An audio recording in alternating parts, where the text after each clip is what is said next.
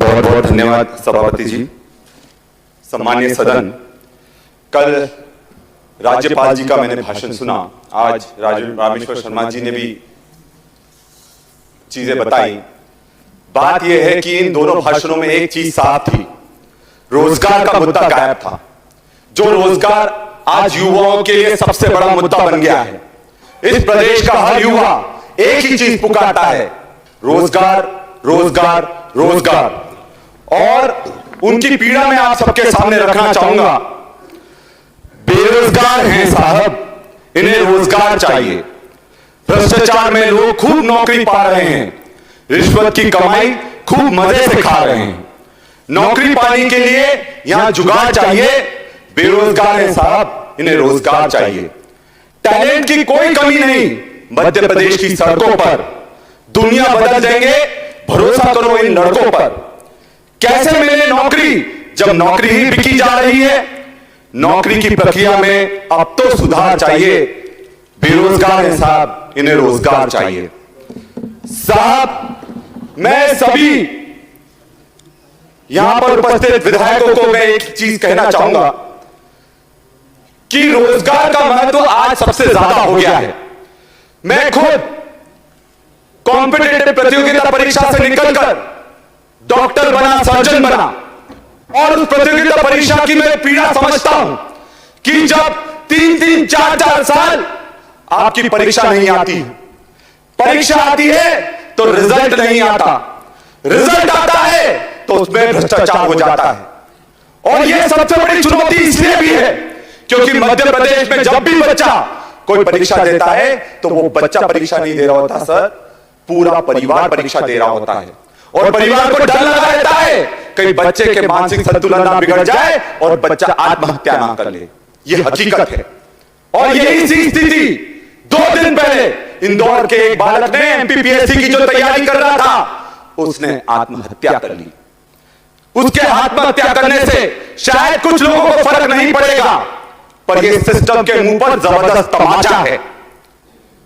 क्योंकि आज अगर हम अपने बच्चों को रोजगार नहीं दे पा रहे हैं तो हम उनके लिए कुछ अच्छा नहीं कर रहे हैं। और सबसे बड़ी बात मैं सभापति जी के सामने रखूंगा। आज मेरा एक तारांकित प्रश्न था कि कितनी भर्तियां हुई, उनकी कब विज्ञप्ति निकली, और विज्ञप्ति निकली तो उसका क्या हुआ, और अगर विज्ञप्ति निरस्त हुई तो उन बच्चों को वह पैसे वापस करेंगे कि नहीं करेंगे। मैं आपको बताना चाहूंगा सभापति जी, उस प्रश्न का मुझे उत्तर नहीं दिया गया। क्या यह विधायक के प्रोटोकॉल का उल्लंघन नहीं है कि प्रश्न पूछे जाने पर उसका उत्तर नहीं दिया जाए। मैं एक और बात कहता हूं कि मध्य प्रदेश में सरकार, मुख्यमंत्री बहुत वादे करते हैं, और जिस तरह के वादे अतिथि शिक्षकों के साथ किए गए, अतिथि विद्वानों के साथ किए गए, आशा कार्यकर्ताओं, आंगनवाड़ियों के साथ करेंगे, सबको छल लिया गया है। और आज बेरोजगारी पलायन का सबसे बड़ा कारण है। मैं एक आदिवासी हूं, आदिवासी अंचल से आता हूं। हमारे पूरे लोग गुजरात जाते हैं नौकरी करने के लिए। क्या कारण है कि उनका रोजगार झाबुआ में नहीं मिल पाता, आदिवासी अंचल में नहीं मिल पाता, उनको बाहर पलायन करना पड़ता है क्योंकि उनके पास रोजगार नहीं है। क्या कारण है मध्य प्रदेश में एसटी एससी बैकलॉग के 1.5 लाख से ज्यादा पद खाली पड़े हुए हैं। क्या कारण है कि आदिवासियों के लिए जो पैसा आता है, जो उनके अधिकार का पैसा है, ट्राइबल सब प्लान का पैसा है, उसका 207 करोड़ रुपए दूसरे विभाग में दे दिया जाता है। ये शर्म की बात है सभापति जी। और सबसे बड़ी बात, मध्य प्रदेश में रिटायरमेंट की उम्र 62 से बढ़ाकर 65 करने जा रहे हैं। 5 लाख लड्डुओं की तो बात बता रहे हो, पर 5 लाख रोजगार कब दो ये भी बताओगे हम आपको। और 5 लाख रोजगार जिनको मिलना था आपने उनको हटा दिया। आपको ये समझना चाहिए कि अगर आप कोई सेवानिवृत्त 5 लाख लोग हो रहे हैं तो 5 लाख युवाओं को रोजगार मिल जाता, 5 लाख कर्मचारियों को प्रमोशन मिल जाता। और सबसे बड़ी बात है, जो जिन लोगों को आपने 62 से 65 साल का रिटायरमेंट एज करी है, वो भी नौकरी नहीं करना चाहते, उनको जबरदस्ती नौकरी करवाई जा रही है। मैं एक बात आप सबसे खुलकर कहता हूं कि रोजगार को लेकर बहुत सारी बातें हैं, पर हमको एक परिवार के रूप में इस पर कुछ ना कुछ काम करना पड़ेगा।